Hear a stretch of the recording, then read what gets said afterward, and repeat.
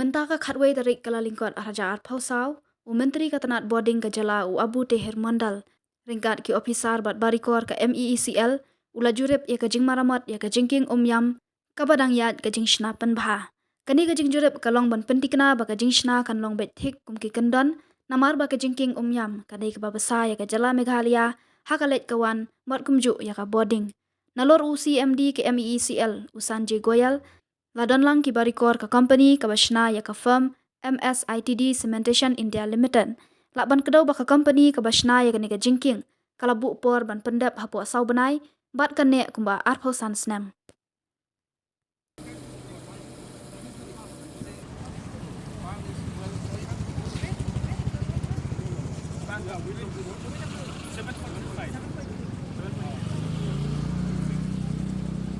And there are two spots.